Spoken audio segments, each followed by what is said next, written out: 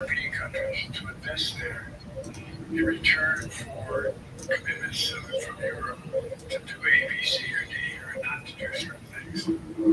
What's happened is we had a long discussion about what we cannot, we have to make clear China has to understand that if they are supplying Russia with information capacity, along with working with North Korea and others to help Russia in armament, that they're not going to benefit economically as a consequence of that by getting the kind of investment they're looking for. And so, for example, we're in a situation where and we've reestablished direct contact with China after that, remember, the quote-unquote going down, all of a sudden things came to an end. Well, we set up a new mechanism. There's a direct line between Xi and me, and our military has direct access to one another. They contact one another when we have problems. The issue is that we have to make sure that Xi understands there's a price to pay for undercutting both the Pacific Basin as well as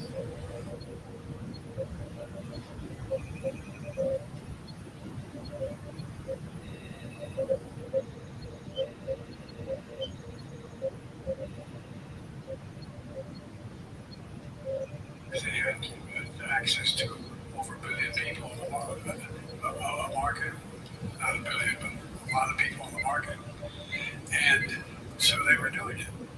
But that got curtailed when we started saying we're going to play by the same rules.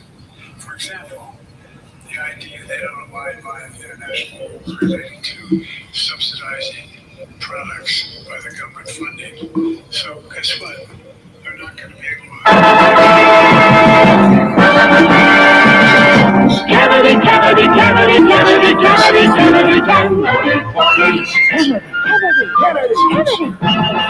Do you want a man for president who's seasoned through and through, but not so doggone seasoned that he won't try something new? A man who's old enough to know and young enough to do. Well, it's up to you, it's up to you, it's strictly up to you. But it's Kennedy, Kennedy, Kennedy, Kennedy, Kennedy, Kennedy, Kennedy, Kennedy, Kennedy, Kennedy, Kennedy. Do you want a man with spirit who is not afraid to fight? A man whose record shows that he will fight for what is right.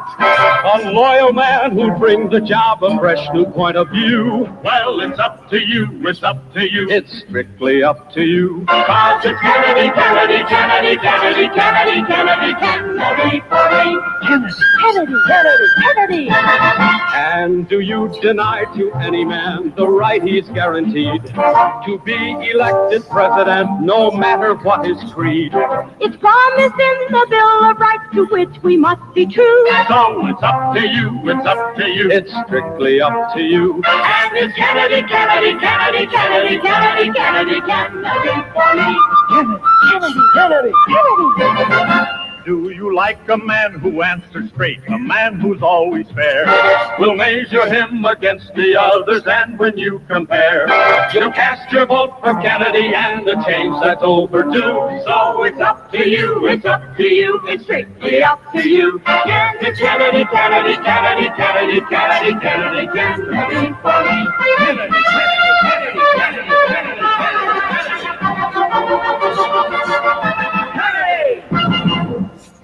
Welcome from our humble second bedroom here in the Saucon Valley, part of the Lehigh Valley in the Commonwealth of Pennsylvania, part of these United States, North American continent, Western Hemisphere, on this planet Earth, the only one we have. Third rock from the sun in the Terran solar system. This is the Kennedy Effect, live with you for Thursday, the 11th of July, 2024, live on CPR, Ghost Claw Productions Radio, and are wrapping up our second broadcast week. We will not be with you tomorrow night. It's Friday night. I'm hoping to try to reacquaint myself with my fiance a little bit for a couple minutes tomorrow night. We'll see if that happens. I am realize that a good deal of you if you are live or if you are watching us on the recording, as I am or have begun the program here, the president is still speaking, taking questions from the conclusion of the NATO summit, and we are not exactly we're not exactly like I can't carry it live. Like I gotta be honest with you, I'm not sure I exactly know how to do that. And I'm certainly not 100% sure how to do that without getting in trouble. But yeah, so I'm kind of trying to monitor that a little bit with and for you. If you're not, I noticed that the normal number of people taking in the program are not here, and I am not surprised by that because they're probably watching the president, and I don't blame you one darn bit. I think you should be, but we're keeping an eye on it. We're listening. I gotta be honest. I don't know. I happen to be on Brian Taylor Cohen's YouTube feed. I'm not sure how he's allowed to carry it. I don't know if you. Maybe I'm guilty for not having enough knowledge of such things, but maybe I don't know if you pay for these things or if you just tend to stream them, or I'm not quite sure how it works. But he seems to be able to do it quite easily. That's for sure. And so it's interesting. It's been interesting to watch him. I think he's been Joe Biden. I'm not sure how else to say it. I think he's been Joe Biden. I think if you don't like him, you're not going to like the way the press conference is going. If you like him, you will. I think he's being strong. He knows the material. He knows the leaders. He has not taken credit for anything that he has not done. He remains defiant in the face of Putin. He remains strong. Is he perfect? No. He seems to have had a bit of a sore throat. Keeps clearing his throat. His walk and gait onto the stage were about as confident, strong, and straight. And I'm not sure what other words to use, to be honest with you. As I've seen in recent times, he is his grasp of the topics are quite simply unrivaled. I mean, there's a lot to be said for competency. Now, he has tried to make the case throughout the course of this press conference that he is the single best person, most qualified, in the best position to beat Trump in November. And so far, I've not heard a terribly good argument against that. Not that I'm going to hear it in the middle of this press conference, and of course, so many of the questions, of course, are, this one said you should drop out, this one said you should drop out, why do you think you're the best person, over and over and over again. He's answered these questions 1,000 times. Thank you, Mr. President. Asma Khalid with NPR. I have two questions. Earlier, you spoke I just desperately think that this we're now looking at 10 months of war, this and I'm curious if there's topic has run its course almost. He's not going anywhere. And secondly, He's not. I wanted to ask you about your presidential campaign. I remember covering your campaign. Excuse me. He's not going anywhere. There was a moment where you referred He's not going anywhere. So we must give thanks, credit, and all due respect to the YouTube channel for Brian Taylor Cohen. You hear some of this, you hear the sound bleeding over into my mic. I am trying to monitor this press conference. If anything terribly The answer is you should recall. should catch my ear that we need to talk about. We'll talk about that. But what I really wanted to do, if I can, and I don't think I'm going to be able to do it. Oh, good, I can do it. What I'd like to do is I think that a very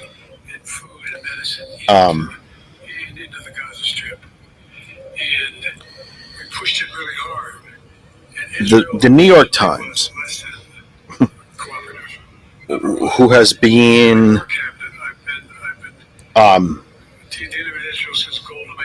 really taken to task for its obsession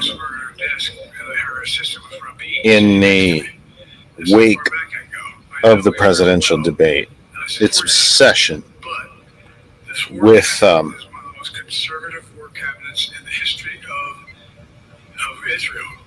the state of the race, with the state of the president, with his health, et cetera, et cetera, et cetera. It's been rough. And the New York Times has not exactly shrouded itself in journalistic glory. The paper of record, if you will, I believe that's one of the nicknames for the New York Times. The old gray lady, I think, is the Washington Post. The New York Times, I think, is the paper of record, or I have those backward. I very well could have them backward. Really has not shrouded itself in journalistic integrity or been quite, I don't want to say popular. It's hurt itself in the last 2 weeks. Because, believe it or not, already the debate was 2 weeks ago. And in some ways, it happens to feel like it was 10 years ago. And in other ways, it feels like it was a blink of an eye. It feels like it was 10 years ago because this story has lingered and lingered and lingered. And I don't think anybody who is even semi-objective would say that the president's performance during that debate was at all acceptable. It was not, is not, continues not to be the more you look at it.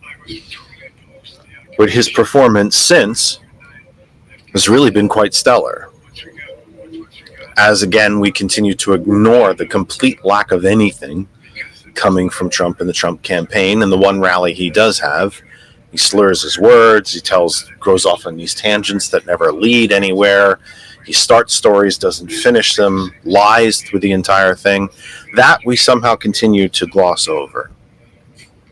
And here's the president, leader of the free world, I think restoring the office of president to the leader of the free world in his term, after Trump threw that banner away rather willingly, or tried to hand it to Putin for Putin to burn.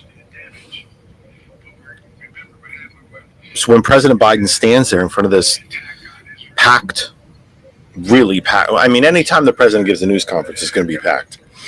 This one, I think, is especially packed because they wanted to ask him repeated questions about his health, his fitness for office, his ability to see this campaign through, et cetera, et cetera. That said, what you're seeing is a president who is in command of the facts, has the experience, knows all of these leaders, has taken credit for strengthening, expanding NATO, for holding the line against Putin, for backing Ukraine, for bringing all NATO members, all of them, are expected to hit the 2% minimum GDP expenditures on defense by the next century, by the next decade. And you do have to consider that the GDPs of some of these countries are not huge. So they have to incrementally work up to that and adjust their budgets. And I don't think that's an outrageous expectation for them to make, that they have to adjust along the way. He's taken credit for all of this, and he should, because he has done all of it.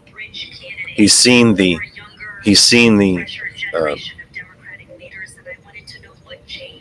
he's seen the entrance into the alliance of Finland and Sweden, something that many past presidents of both parties wanted to see, and countless European leaders wanted to see. So I think he's taking credit for what he should take credit for.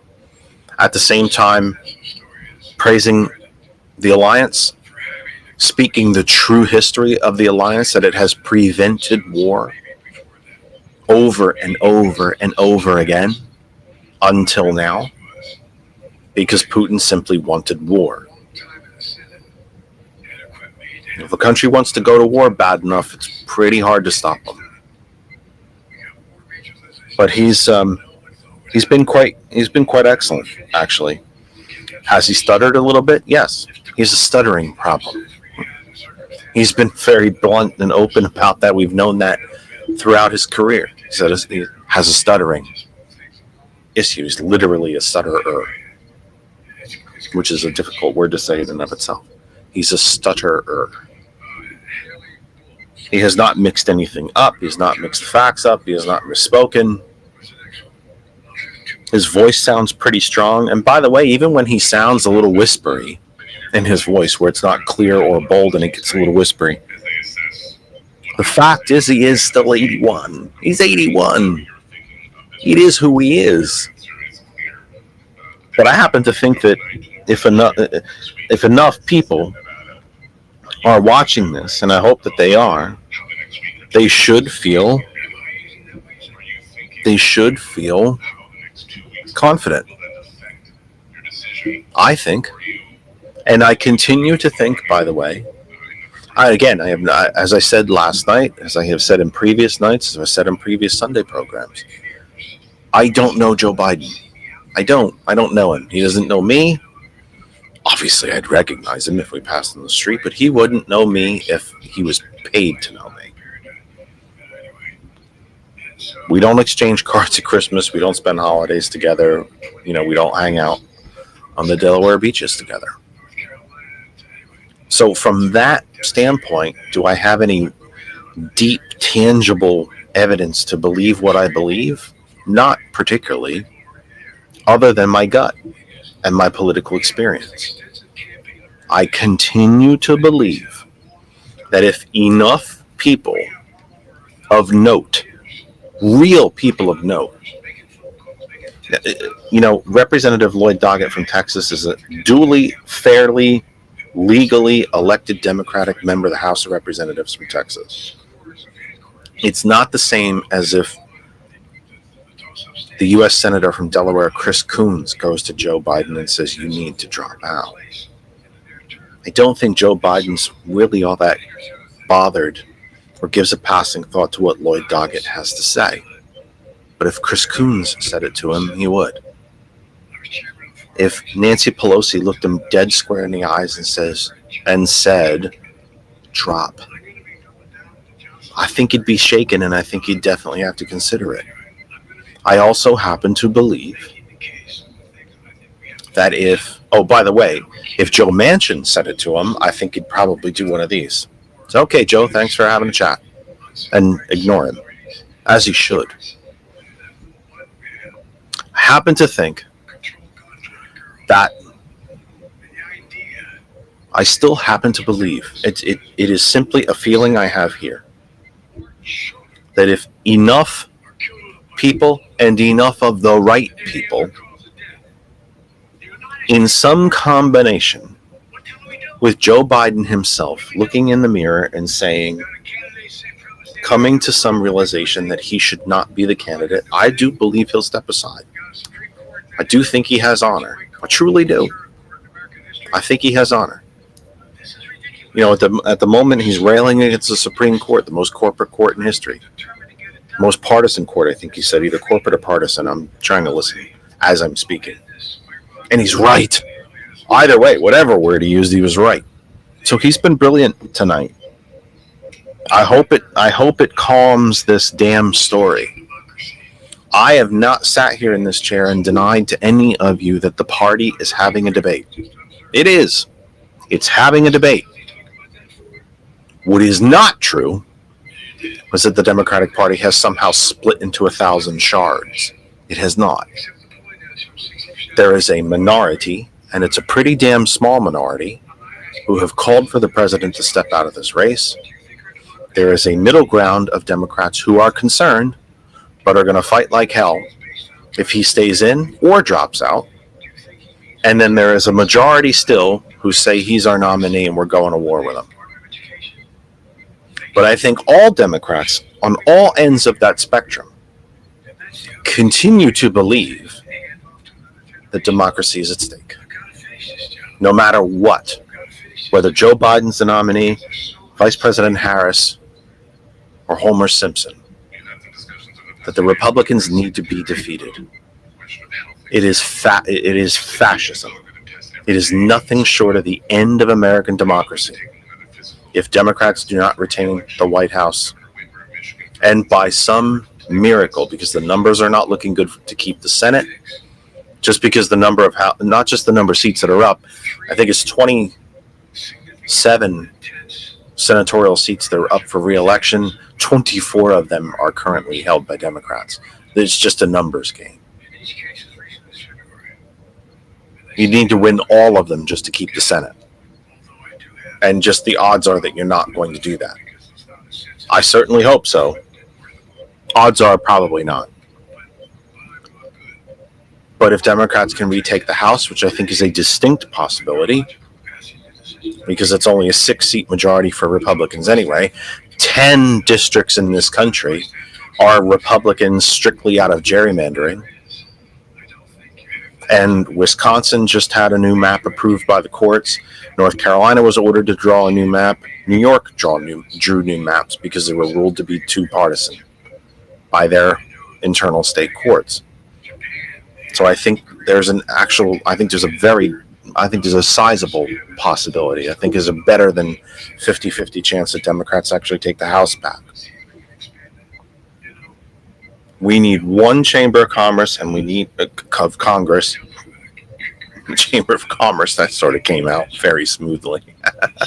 Those words kind of go together. We need to retain one chamber of Congress and keep the White House to keep democracy alive in this country.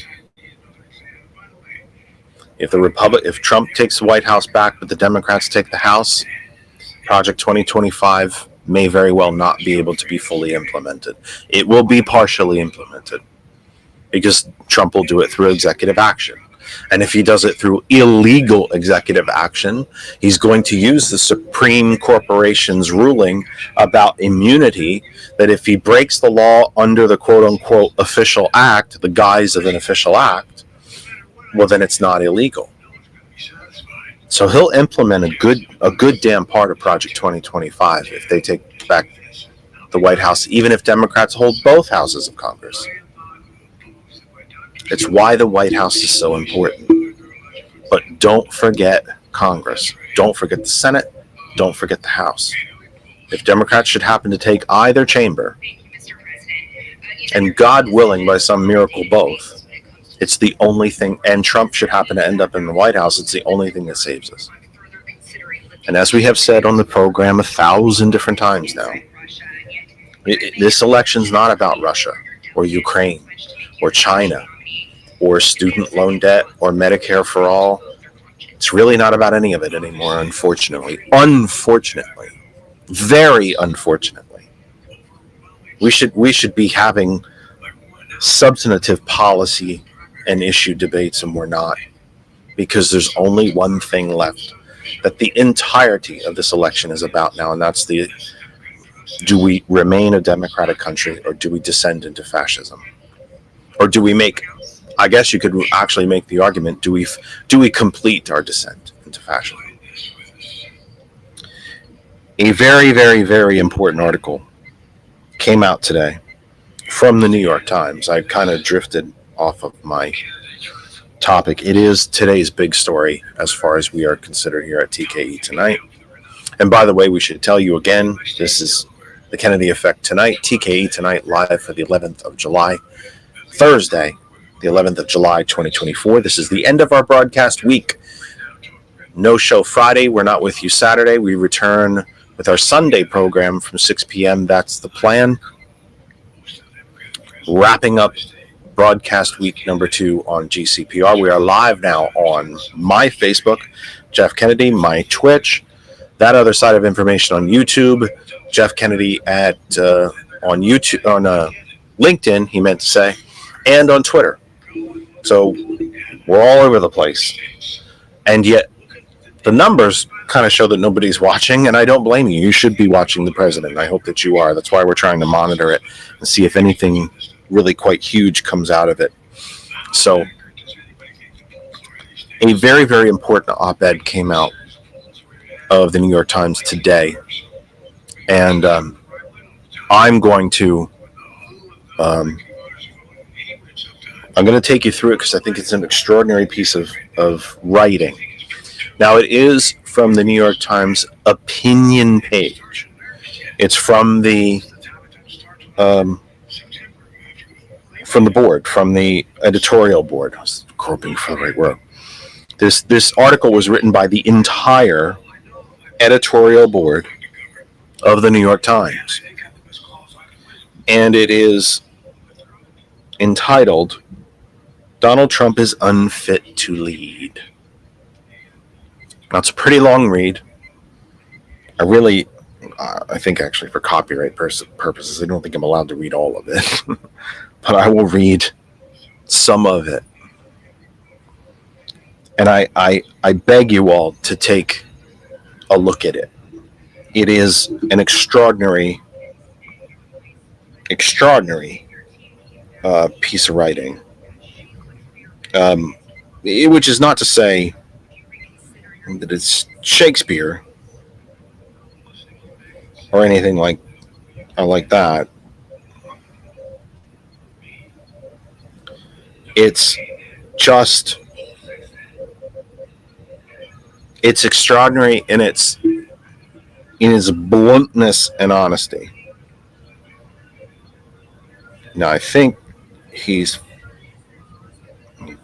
almost, no, I think he worked through his list of people he was going to call on, and now he's just taking shouted questions.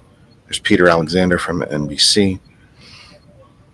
I'm kind of hesitant to read this until this is over,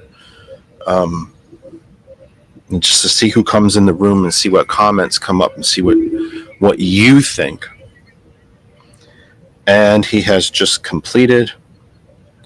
So let me turn this off before Mr. Cohen starts speaking, because I don't have permission to carry him live. But we thank and must give recognition to Brian Taylor Cohen's YouTube channel, which is where I was listening and paying attention to this during while it was going on. So let me so for all of you out there on any of the platforms that you might be watching us on, YouTube, Twitter, Twitch, LinkedIn, Facebook, Big Five, so to speak. I'd say that's probably fair. The Big Five. I think I just made that up. I'm sure somebody else has said that before. I'm not that smart. But on the Big Five platforms that we're covering tonight, that we're live on: Facebook, YouTube, Twitch, Twitter, and LinkedIn. We are not on Instagram. We're working on that. I should be, but we're not. In trouble with this damn software. Anything trouble with my damn old computer. So hopefully some more of you will drop into the room. If you're here listening, drop us a comment, say hello, let us know where you're listening from, where in the country or where on the planet, wherever you might be on planet Earth, let us know. We'd be thrilled to know, thrilled to hear from you. I see Randall's there. Welcome, Randall. Thank you for being here, as always. Randall, pulling double duty tonight, listening to the president on TV with us on another screen. That's awesome. We appreciate that deeply. So hopefully some others of you will drift in as we go. But I want to get to this really, really important. And George is here, of course, as well. It is always a better program when George is here, my safety net, so to speak. I am always more comfortable here when George is here. And certainly in the very, very small fine print on his CV, is the fact that he's been friends with me for entirely too long. But that's much better. Donna has joined. We thank you. Let me get to this. It's really quite important. Now, I've shared this, posted it on our Facebook group, That Other Side of Information. I will not read all of this, I think partly because I can't. But you need to read this. Not just because I agree with it, but because I think a journalistic outlet as large, significant, and important as the New York Times, for the entirety of their editorial board, all members of their editorial board, to contribute to this piece is pretty historic. Certainly not the only time that they've done it, but the fact that they're doing it in the midst of all this talk about President Biden's fitness and should he stay, should he go, should he drop, should he fight harder, all of these things. This is a very extraordinary opinion piece, and I think you need to check it out. So let's get into it. Again, this is from the New York Times. It was today, dated today, and it is written by the editorial board of the New York Times, the entire editorial board. And again, it's titled, Donald Trump is Unfit to Lead, by the editorial board. The editorial board is a group of opinion journalists whose views are informed by expertise, research, debate, and certain long-standing values. It is separate from the newsroom. And we begin. Next week, for the third time in 8 years, Donald Trump will be nominated as the Republican Party's candidate for President of the United States. A once great political party now serves the interests of one man. A man as demonstrably unsuited for the office of president as any to run in the long history of the Republic. A man whose values, temperament, ideas, and language are directly opposed to so much of what has made this country great.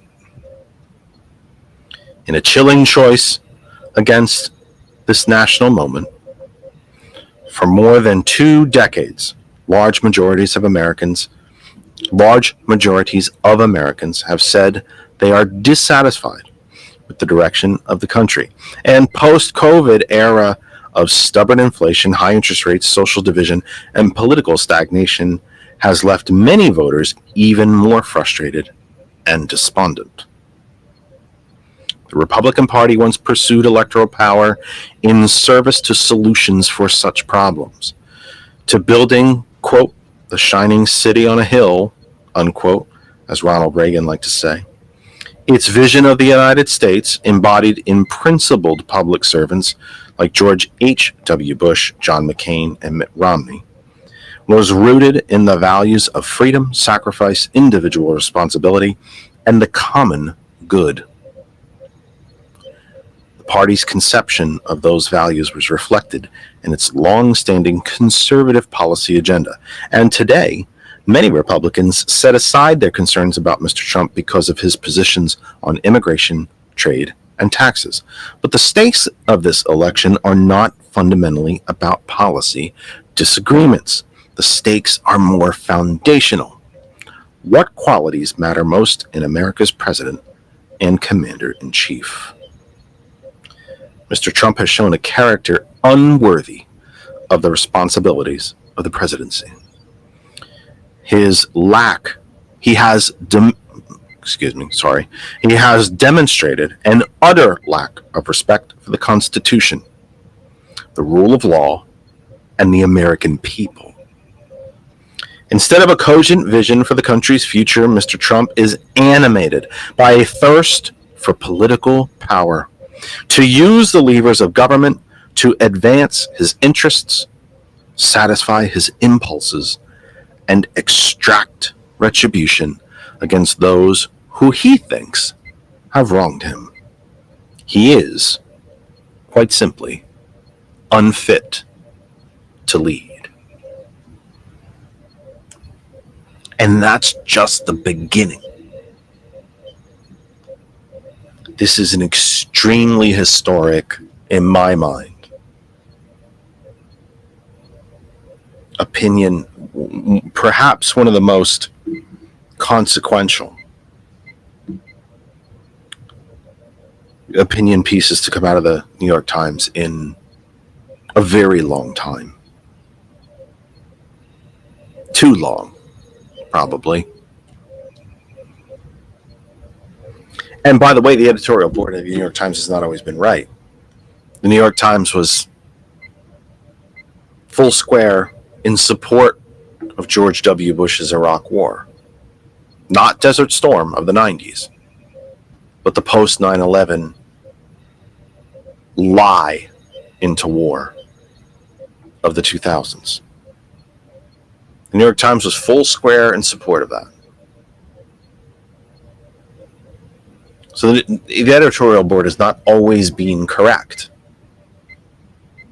But the bluntness and relative simplicity of language that this article is written in and written with should be enough to make us all think. And I've posted it on Facebook, that other side of information. Our home group Facebook page, our Facebook home for all things surrounding the Kennedy effect and GCPR Live. And there is a, actually, let me do this one paragraph too, because this is a very long piece. I mean, it's not War and Peace, but it's not a novel. Yeah, it's not several hundred pages, but it's long for an opinion piece. Let me continue. Democrats are rightly engaged in their own debate about whether President Biden is the right person to carry the party's nomination into election, given the widespread concerns among voters about his age-related fitness. This debate is so intense because of legitimate concerns that Mr. Trump may present a danger to the country, its strength, security, and national character, and that the compelling Democratic alternative is the only thing that would prevent his return to power. It's the case we've been making here on the program, that whatever you might think of President Biden, he is the nominee at the moment, and he is the only thing stopping Trump from taking the White House and ending democracy in this country. Let me return to the piece. It is a national tragedy that the Republicans have failed to have a similar debate about the manifest moral and temperamental unfitness of their standard bearer. Instead of setting aside their long-standing values, closing ranks, and choosing to overlook what those who worked most closely with the former president have described as his systematic dishonesty, corruption, cruelty, and incompetence. The task now falls to the American people. We urge voters to see the dangers of a second Trump term clearly and to reject it. The stakes and significance of the presidency demand a person who has essential qualities and values to earn our trust, and on each one, Donald Trump fails. The op-ed is then broken into two big pieces.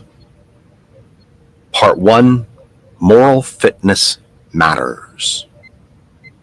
Oh, wait, I take that back. It's broken into 5 pieces. So I'm not reading the whole thing, even though I feel pretty good about my reading tonight, and I'm a very poor reader. It is broken into 5 pieces, 5 sections. 5 chapters, so to speak. They're not as long as chapters. Part 1, moral fitness. Part 2, principled leadership. Part 3, character. Part 4, a president's words. And Part 5, rule of law. Part 1, moral fitness matters. Presidents are confronted daily with challenges that require not just strength and conviction, but also honesty, humility, selflessness, fortitude, and the perspective that comes from sound moral judgment. If Mr. Trump has these qualities, Americans have never seen them in action on behalf of the nation's interests. Then there's a tab where we can continue reading. Principled leadership matters. Republican presidents and presidential candidates have used their leadership at critical moments to set a tone for society to live up to. Mr. Reagan faced down totalitarianism in the 1980s, appointed the first woman to the Supreme Court, and worked with Democrats on bipartisan tax and immigration reform. George H.W. Bush signed the Americans with Disabilities Act and decisively defended an ally, Kuwait, against Iraqi aggression. George W. Bush, for all his failures after September 11th, did not stoke hate against or demonize Muslims or Islam. Mr. Trump has demonstrated contempt for these American ideals. He admires autocrats, from Viktor Orban to Vladimir Putin to Kim Jong-un. He believes in the strongman model of power, a leader who makes things happen by demanding it, compelling agreement through force of will or personality. In reality, a strong man rules through fear and the unprincipled use of political might for self-serving ends, imposing poorly conceived policies that smother innovation, entrepreneurship, ideas, and hope. Now, Mike, who's been kind enough to join us, asks the question, aren't we missing the point of going over the chattering class talking points? Do you mean I'm wondering if you meant from the press conference. What we are doing one-on-one to change the minds of friends who lean Trump and talk. Yeah, look, Mike makes a very good point. He makes an excellent point, as he usually does. Extremely intelligent gentleman. What are we doing one-on-one to change the minds of friends, family, acquaintances, coworkers, fellow parishioners in our houses of worship, et cetera, et cetera, et cetera? Maybe guys we play softball with. I don't know. I mean, gym folks you go to the gym with. I don't, fill in the blank. What are we doing to talk to them, to be ambassadors? To use Mike's words, you can see his comment right there on the screen, to be ambassadors for changing their minds.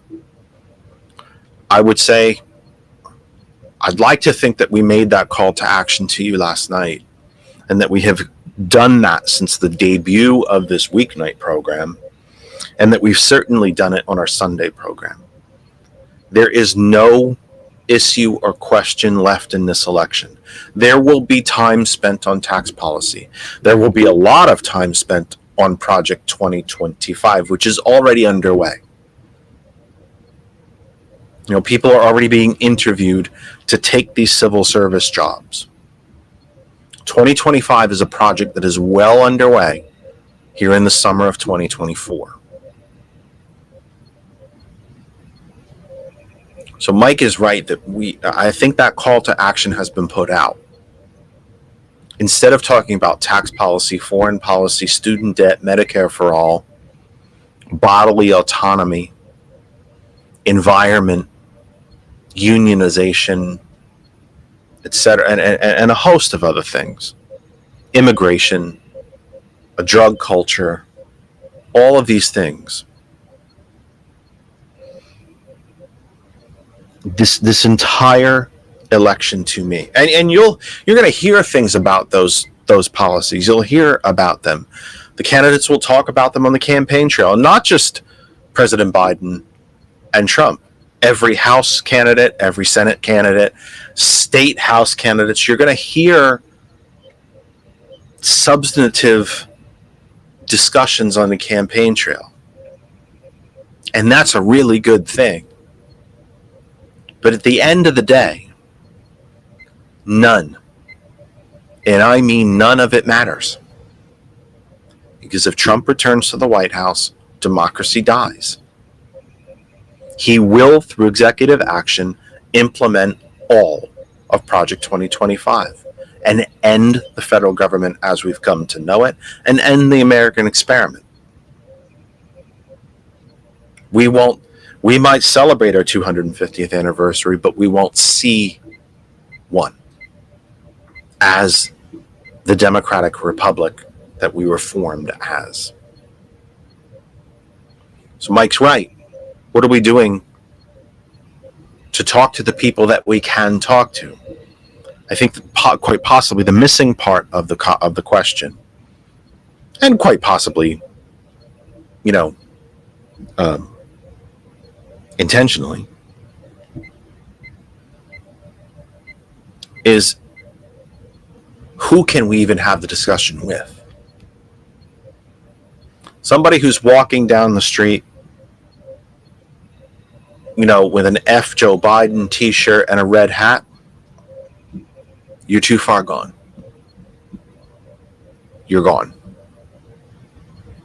The cult, you are a cult member, full through and through, with your Chinese-made Trump garb. There's no discussion there to be had. But our friends and neighbors and fellow parishioners, et cetera, who are perhaps not affiliated, independent, maybe they're Democratic Socialists, maybe they're Green Party, maybe they're Libertarians, maybe they're Republicans who know better. Mike's right that those discussions can continue to be had. Let me put another comment up from him. Oh goodness, that's the same one I had up. There we go. Saying Trump is, insert talking point here, I don't think does anything other than self-affirmation. I disagree entirely. How many times in your life has somebody tried to make a point to you and they say it to you the same way over and over and over again and it never gets through? And then a third person comes with a completely new set of eyes and says, well, have you thought of it like this? And then it clicks. How many times has a teacher try? If you go back to your school years, has a teacher tried to teach you, I'll borrow Mike's term, fill in the blank here, and it just didn't click until second, third, fourth, fifth, 10th way that they discussed it with you? Or that you just couldn't grasp it in the middle of your class with 20, 25, 30 other of your fellow students around you, but once you were one-on-one, it all clicked.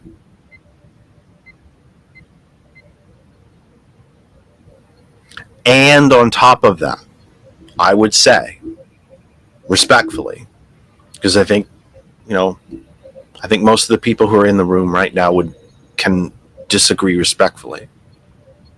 And as usual, nobody ever has to agree with me. We have discussions. It's what's healthy for the country. That these talking points do matter. They don't become talking points by accident. If we're going to dismiss these points as just merely talking points, well, the talking points on the other side are sure as hell working. Joe's too old. He's old. No shit. He's old. There's been times where President Biden himself has said, yeah, I'm old. but I'm not decrepit. My mind is sharp. My body is healthy. I'm all in. So I think I don't think it's so much about preaching to the converted. It's about what is the set of words? What's the approach? What's the way that you can reach the people that think Trump is heaven sent? I would ask you, I don't go down the video rabbit hole on YouTube. I don't. And the algorithm on YouTube, of course, is if you tap on one cat video, you're going to get 700 billion more, blocking out nearly everything else. But I would ask you, if you're bored one of these days and you need a giggle, go to YouTube and search "The Moment MAGA Realizes." There's a series of videos by several different creators that all have roughly the same title. I'm not getting the words exact, but I think if you search this, you'll find them, and then you'll begin to find all the rest of the creators. The moment MAGA supporter realizes ... And you'll see a freeze frame of somebody in a red hat with the look going, oh my God, I just figured it all out. I happen to think most of those folks are too far gone. They are the Israelites that were forced by God to wander in the desert after the Exodus. God decreed that the entire generation would die off before they would be allowed to pass into the promised land. I think that's what the MAGA group is. And it goes to the difference between a movement and a cult. If Trump died tomorrow, the cult will die with him rather quickly because there's no one to take it up. Don Jr. is not Don Sr. Eric, enough said. Ivanka is already walked away from this campaign. She has nothing to do with it. And said publicly, and actually said publicly with her father standing there, that she will not be involved in a second term. She will have nothing to do with the campaign. There's no one to take up the mantle. There will be competition. It will be gladiators in the lion's pit trying to be the one that climbs to the top of dead bodies. But no one will really quite have whatever the mystical thing is that Trump has. And I don't even know what that is. I still can't define it. But that'll be the end of it. Movements continue. The civil rights movement did not die with Martin Luther King.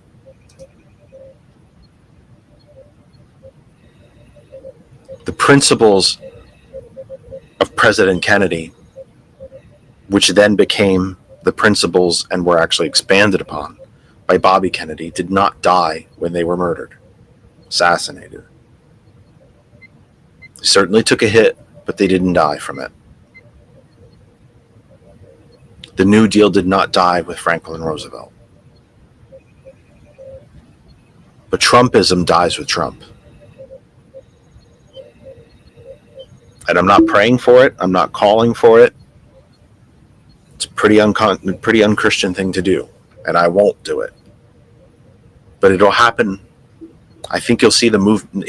I almost used the word. I think you'll see the cult fall apart pretty quick after he passes. Let me continue to read just a little bit from the op-ed. This is from Section 2, Principled Leadership. During his 4 years in office, Mr. Trump tried to govern the United States as a strong man would, issuing orders or making decrees on Twitter.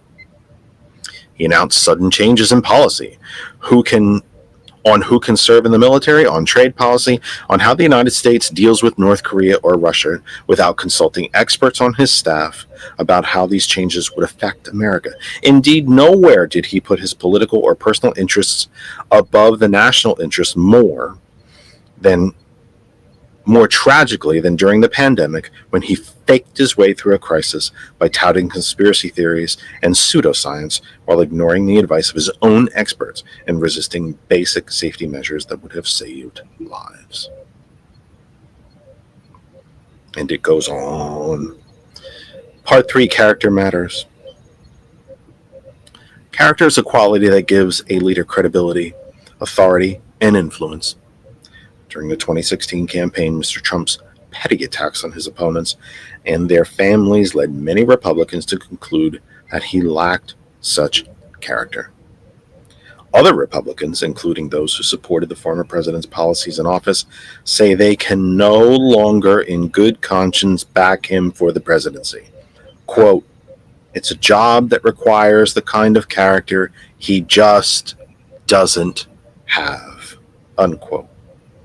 Paul Ryan, the former Republican Speaker of the House, said about Trump in May. Those who know Mr. Trump's character best, the people he appointed to serve in the most important positions of his White House, have expressed grave doubts about his fitness for office. This, to me, speaks to Mike's point.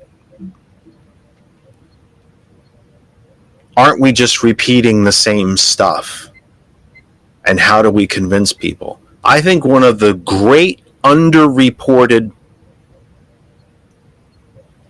stories of this election cycle are the nearly 40 high cabinet officials, Attorney General, Secretary of State, Chairman of the Joint Chiefs, National Security, who have said this man is fundamentally unfit to lead this country. Nearly 40 different officials. And high officials, not career civil servants who answer phones and push papers, which I say with respect, not disrespectfully. Cabinet level officers, 40 of them, who said the man should be nowhere near the White House, that he's a criminal and a national security threat. It's one of the great underreported stories. It's like walking into a room, into a party. You walk in with a friend of yours, and there's 100 people in the room, 200 people in the room, doesn't matter really. And that friend that you walk into the party with goes, "Oh, can't stand that guy. Oh, look at her, I can't stand her. Oh, what a jerk that guy is. Oh, what a freaking ego she's got." And by the time your friend has picked off everybody else in the room, you kind of start to wonder, is there something wrong with all of these other people? Or is something wrong with your friend? Is there something wrong with 40 cabinet level officials who see these deep, deep flaws in Trump? Or is there something wrong with Trump?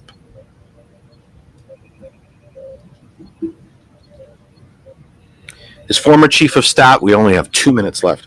His former chief of staff, John Kelly, a retired 4-star Marine Corps general, described Mr. Trump as, quote, "a person who admires autocrats and murderous dictators, a person that has nothing but contempt for our democratic institutions, our Constitution, and the rule of law."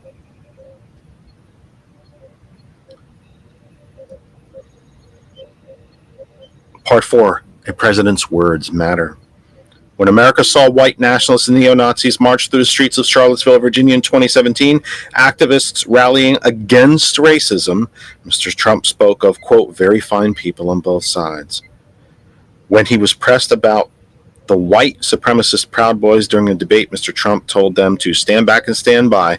A records request shows that they literally, records show, they took literally in deciding to storm Congress.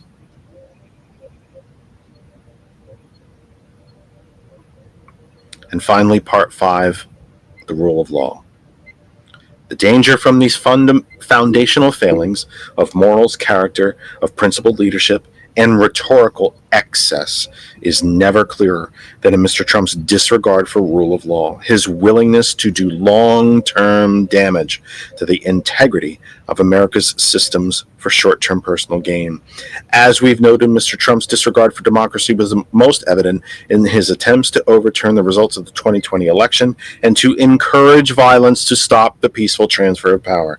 What stood in his way were the many patriotic Americans at every level of government who rejected his efforts to bully them into complying with his demands to change election results. Instead, they followed the rules and followed the law. This respect for the rule of law, not the rule of men, is what has allowed American democracy to survive for more than 200 years. And if Trump is returned to the White House, that will all end. And speaking of ends, that's it for us for tonight. It was a very, very quick hour.